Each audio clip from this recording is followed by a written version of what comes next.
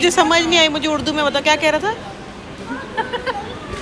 कह रहा था 1 मिनट हाँ बोलो। बोल रहा था चीजें क्यों नहीं पता कि ये कहाँ जा रहा है, ट्रैवल क्यों बोल रहा है। तो बोला आपने उससे पूछा है, मेरा क्या कसूर है। आइंदा तेरे से कोई बात करे हंसना नहीं, आगे से गुस्से से जवाब देना। आके मुझे पता ऐसी है कम मेरी तैसी बाजी लोग हमारे बच्चों को जर्मनी परेशान जा कर रहे रही हैं, थी। हम लोग छोड़ने आए। मुझे बहुत जहर लगते हैं पाकिस्तानी, जाने से पहले ही बुराइयाँ शुरू। मेरे तो काम ही यही है। क्या आपका सामान था ना सर, ठीक है हाँ। तो मैं ये बता रही थी कि हमारी फ़्लाइट जो थी 9 बजे की थी, हम 5 बजे यहाँ पर एयरपोर्ट पे पहुँच गए हैं और हमें अपडेट मिली कि हमारी फ़्लाइट रात वो हो गई, डिले हो गई है और रात के 11:15 चल रही है। अब चूँकि मैं अकेली हूँ मम्मी के साथ, तो मेरे दिमाग में बहुत सारी चीज़ें आ रही हैं और कुछ चीज़ें ये हैं कि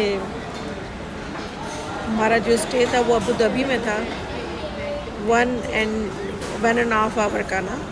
और उसमें ये होता है कि आपको जहाँ जो एक्सचेंज करना होता है उतर कर, अपनी फ़्लाइट दूसरी रहती है, वो बहुत भगदड़ में आपको करना होता है, जल्दी जल्दी भाग भाग के।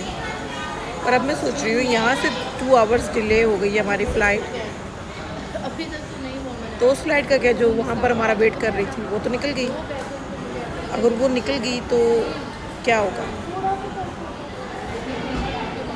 उर्दू में बोलते हैं मामन जी का ठिल्लू, परेशानी होगी और क्या होगा। कोई बात नहीं, अभी तो मैं कराची की हवाओं में हूँ, अच्छा लग रहा है मौसम और उदासी भी है, लेकिन घर जाने की एक्साइटमेंट भी है। मेरे इतने प्यारे प्यारे बच्चे और इनको देखने का सबको, ओ वाया क्या बोलूँ मैं। तो अभी हम लॉन्च में भी नहीं जा सकते क्योंकि हमें उसके लिए बोर्डिंग का प्रोसेस पूरा करना लाजिम है।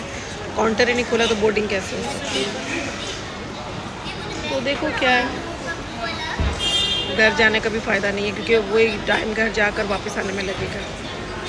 या अभी मैंने प्लान देखा, ये देखें 1-2 परवाज़ें हमारे सामने मनसूख हुई हैं, हमारी जो है ताख़ीर से है। कहाँ जाऊँ मैं, अब क्या करूँ मैं। मुझे तो कोई मसला नहीं, so much problem, very much problem. Flight तो हमारी डिले हो गई है और अभी मैंने वो सारा चेक किया जाके, तो वहाँ पे 4-5 फ़्लाइट्स जो है वो कैंसिल हो चुकी हैं।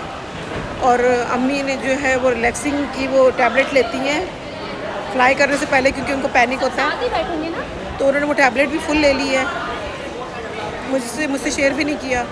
और अब वो क्या है कि वो ना उनका दिमाग सही काम कर रहा है ना बॉडी, चाय पीते पीते उन्होंने अपने ऊपर सब गिरा ली चाय भी ना।